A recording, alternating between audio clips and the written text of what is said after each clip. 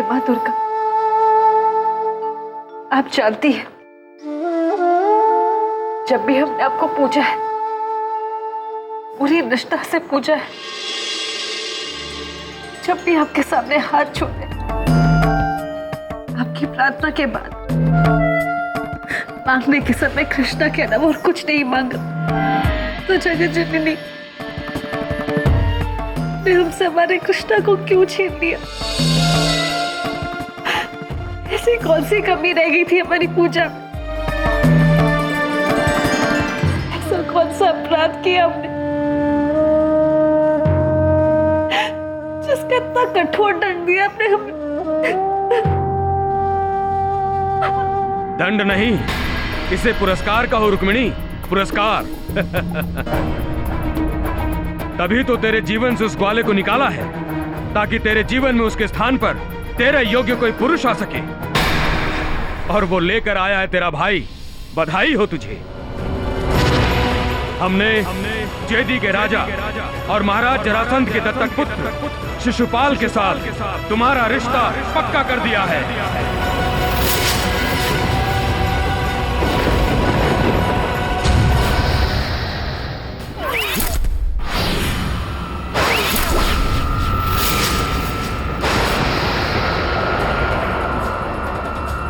बधाई हो तुझे, बधाई हो। तुम्हारा रिश्ता पक्का कर दिया है। शिशुपाल के साथ तुम्हारा रिश्ता पक्का कर दिया है।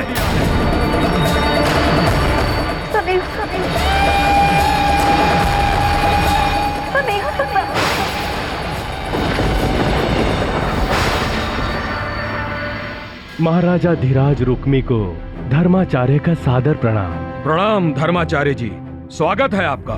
आइए विराजिए।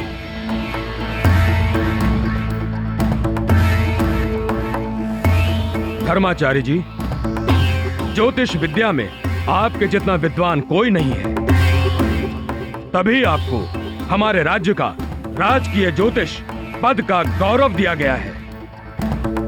और आज हमने आपको एक विशेष कार्य के लिए बुलवाया है।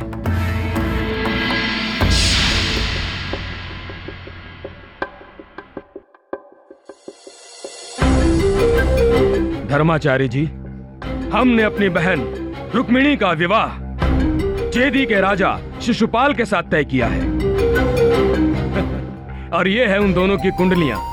इनको मिलाकर आप कोई अच्छा सा मुहूर्त बताइए। जो आज्ञा राजन।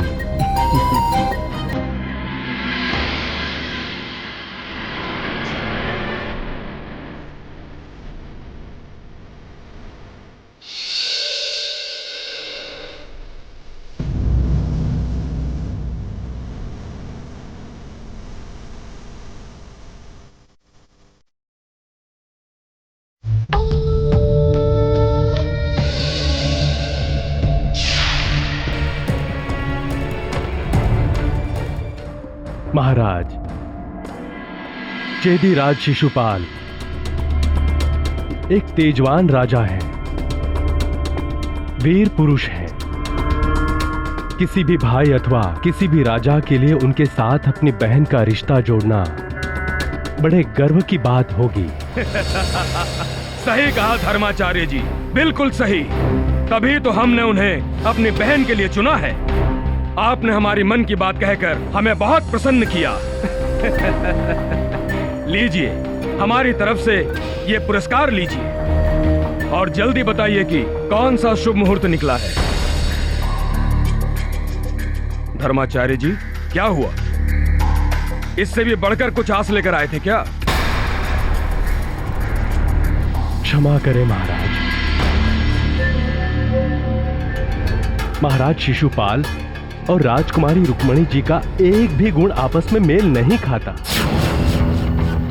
इन दोनों की कुंडलियों के अनुसार इनके भाग्य आपस में एक दूसरे से जुड़े हुए नहीं हैं। ज्योतिष शास्त्र के अनुसार ये विवाह कभी हो ही नहीं सकता। जब विवाह ही नहीं तो मुहूर्त कैसा?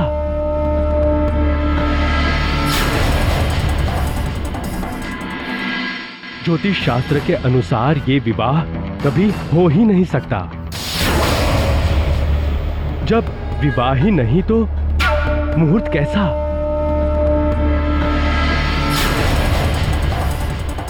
ए मूर्ख धर्माचार्य!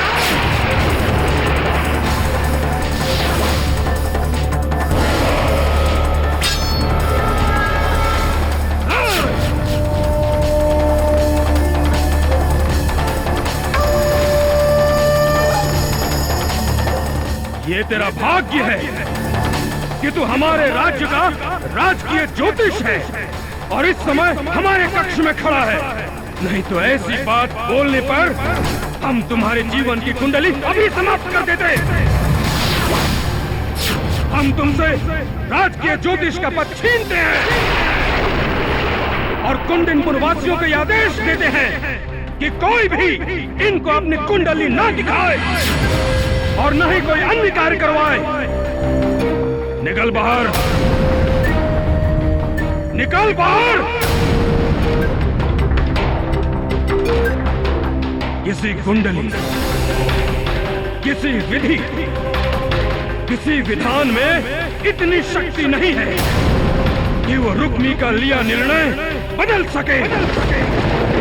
जो समय हम तय करेंगे वही मुहूर्त बन जाएगा। अब स्वयं विधाता भी इस विवाह को नहीं रोक सकते। रुक्मिणी और शिशुपाल के विवाह की तैयारियां शुरू की जाए।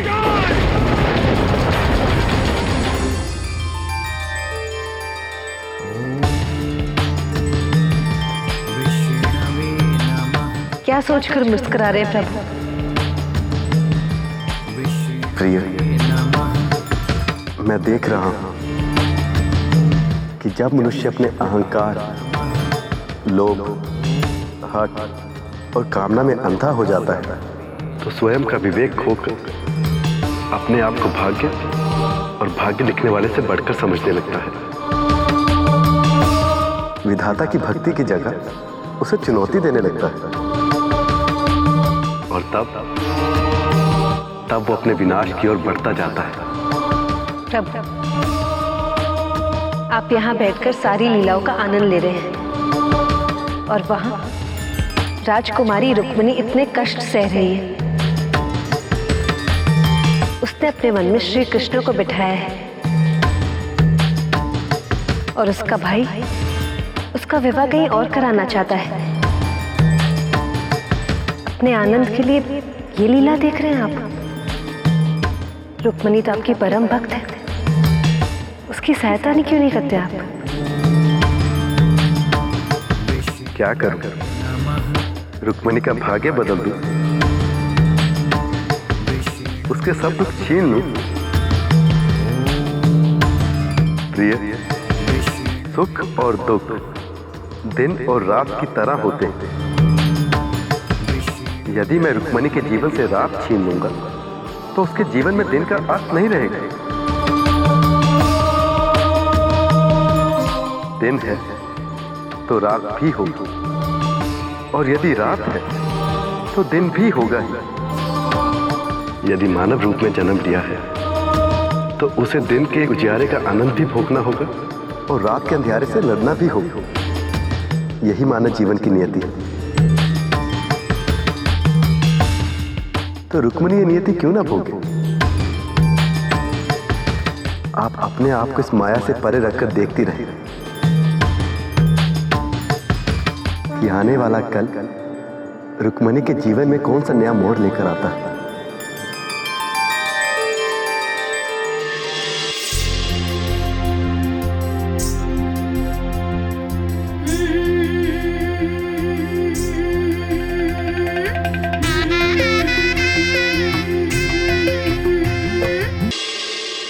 महाराज बलराम का शौर्य बना रहे और श्री कृष्ण अजय अमर रहे।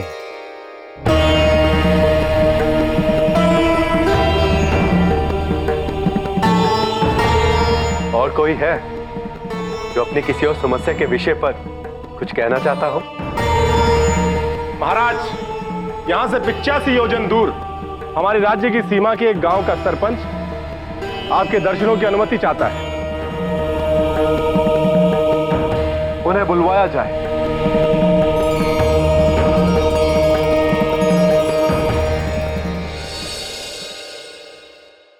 महाराज बलराम और द्वारकाधीश को मेरा सादर प्रणाम। राजन, हमारा गांव तो द्वारका से कई योजन दूर है और हमारे गांव की स्थिति तो बहुत ही बिगड़ी हुई है। हमारे आय का साधन गांव से आने जाने वाले व्यापारियों से था। महाराज, उन्होंने अपना रास्ता अलग ढूंढ लिया। अब वो हमारे गांव में नहीं आते। अब हमारे आय का साधन समाप्त हो गया और दरिद्रता ने पैर फैलाया। अब तो ये हाल है कि लोग भूखे मर रहे हैं यहाँ। अब आप ही हमारी सहायता कर सकते हैं और इस कष्ट से हमें निकाल सकते हैं। तो आप लोग खेती बाड़ी क्यों नहीं करते? व्यापार ही जीविका चलाने का अकेला साधन तो नहीं। महाराज, हमारी भूमि पथरीली है, किसी योग्य नहीं है। सरपंच जी, आप चिंता मत कीजिए। आपको और आपके गांव वालों को द्वारका के निकट कृषि योग्य भूमि देते हैं। आप सब लोग यहाँ आकर रहिए और कृषि कर ससम्मान जीवन बिताइए। महाराज, आपने हमारे गांव और गांव वासियों को एक नया जीवन दिया है। महाराज, आपसे एक अंतिम प्रार्थना है। इस वर्ष वर्षा अधिक नहीं हुई है, भूमि सूखी हुई है, अगले साल का भी कोई भरोसा नहीं है। महाराज, लेकिन मुझे पूरा विश्वास है कि महाराज बलराम और श्री कृष्ण हमारी भूमि पर पहला हल चलाएंगे तो हमारा जीवन उज्जवल हो जाएगा। महाराज। सरपंच जी, आप अपनी सीमा से आगे जाकर बात कर रहे हैं। महाराज बलराम और द्वारकाधीश आपके सेवक नहीं है जो आपके गांव जाकर हल चलाएं। सेनापति महीपत, राज करने का अर्थ गद्दी पर बैठ राज कर लेना ही नहीं होता। राजा का प्रथम कर्तव्य है कि वो अपनी प्रजा का ध्यान रखे। सच्चा राजा वही है जो समय आने पर सेवक भी बन सकता हो।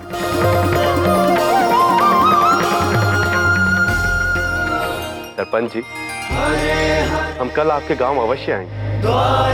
महाराज की जय हो, महाराज की जय हो, महाराज की जय हो, महाराज की जय हो। द्वारिकाधीश हरे। बोलो भगवान श्री कृष्ण की, महाराज बलराम की, बोलो द्वारिकाधीश की, महाराज बलराम की, बोलो द्वारिकाधीश की, महाराज बलराम की। महाराजा धीराज बलराम जी और श्री कृष्ण जी का स्वागत है।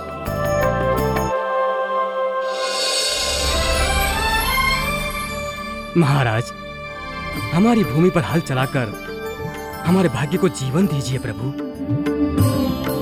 बलदाऊ, आप मुझसे बड़े हैं और आपको हल भी अति प्रिय है, इसलिए ये शुभ काम आप अपने ही हाथों से कीजिए।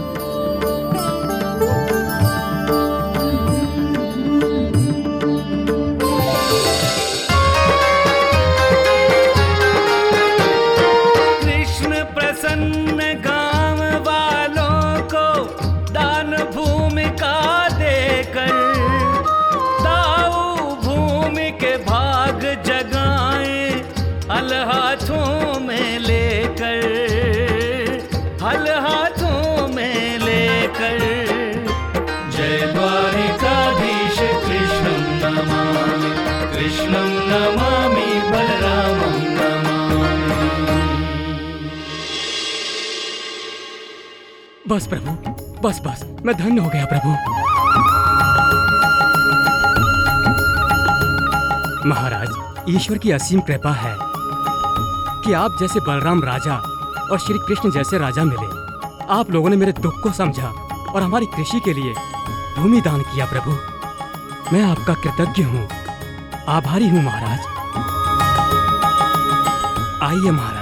बोलो भगवान श्री कृष्ण की, महाराज बलराम की, द्वारिकाधीश की, महाराज बलराम की, द्वारिकाधीश की, महाराज बलराम की।